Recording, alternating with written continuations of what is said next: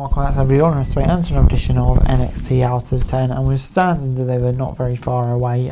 We've got a lot of stuff to pack into this week's show, of course building up to all the different matches that we've got on the card, and we started things off with a big match between two experienced competitors, Dijak facing off against Shawn Spears. Let's get straight into it. Dijak was locked in throughout the match, always ready for Shawn Spears' next counter. When the chairman caught his sidekick, he backed up and hit a second clean one to set up Feast Your Eyes for the victory.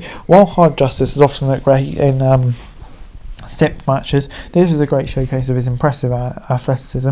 He shined in the babyface role for the first time in years. It may be temporary, but Dijak fits a crowd-pleasing role with his impressive and varied offense.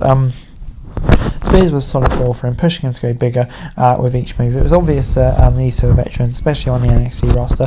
The pacing built nicely throughout until everyone was behind the action. The right man won, and NXT has to consider Dijak as an option to dethrone Obafemi if he stays in NXT past Mania. So yeah, 7 out of 10 for me, great stuff. Before it's time for Thea Hale versus Jasmine Nix, JC Jane managed to get Chase U thrown out by the ref with some sticky use of the Chase U towel. She then slapped Thea Hale behind the rest back. Hale still rolled through Jasmine Nix's attempt to force a tap out in a Kimura lock. Afterwards, Kiana James and Izzy Dame held Jane beat down Hale until Fallon Henry and Kalani Jordan made the save. Hale did some heavy lifting in this match as Nix did not do much with her offense. However, it's smoother than expected, leading to a finish that felt entirely appropriate. The way she intentionally snapped the arm and Nakamura showed just how much Hale had been pushed to hate Jackson Nix. The attitude will hopefully extend to a heated singles match between them new long. Immediately, it looks like a 6-woman tag match, and that could be a way to get more women on the stand and deliver card. So yeah, get 6 out of 10 from me, good stuff. Lola Vice was then in action against Natalia, who was a surprise opponent. Vice took over the action early, using physical strikes to wear down the bone. Petrovic arrived to cheer Natalia, who distracted the breakout superstar long enough for the boat to trap her offense in the pinning combination for free.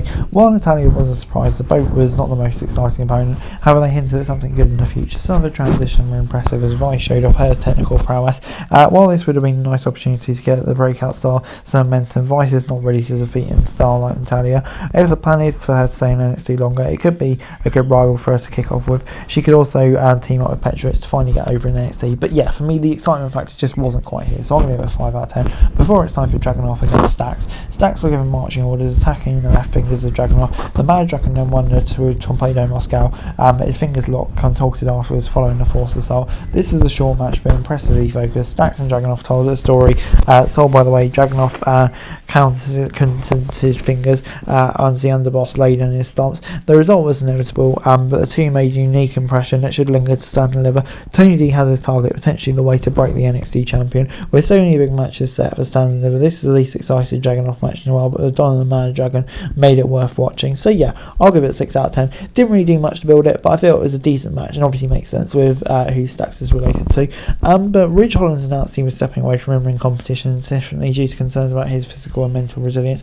Much like everything Holland has done in NXT, the former rugby star just came off awkward making this announcement. It didn't feel sincere and will likely not require a long absence. No matter how long it takes, NXT must rewrite Holland's story upon his return. He kind of needs a fresh character to make the most of this chance, because yeah, for me, it just felt like this didn't really click, and yeah, didn't really feel too sincere. We then saw Josh Briggs taking on Duke Hudson. Duke Hudson was completely focused as the underdog in the match, but Josh Briggs hit too hard when it mattered. He finished with a running clothesline. Dijak stared down Briggs before Obafemi arrived to officially announce he would face both big men in a triple threat stand and deliver. This was a fun clash of talented big men. They blasted each other with forearms and stands, backed up by the power and speed. The finish came out of nowhere though, before these two were focused on hitting moves and ramping up the pace. This was not on the same level as Dijak's opener with Spears.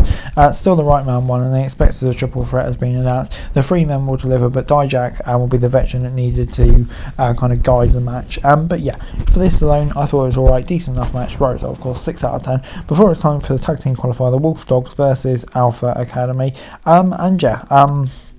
It took a double powerbomb on Otis through the announce table, but the Wolf Dogs managed to isolate Baron Corbin powerbomb into a Bron Breakker spear won it. Afterwards, LWA, the OC, and Nathan Fraser and Axiom arrived to start a brawl for the number 1 contenders match next week. Once again, Corbin and Breaker delivered the tag team in a phenomenal title match where the Wolf Dogs showed how good they were and also made their rivals look good, especially Otis. NXT has made an interesting tag team setup for the Wolf Dogs. However, the Wolf Dogs will likely make any pairing work as we've seen so far. So yeah, once again, this was really good with them involved and gets a 7 out of 10 from me.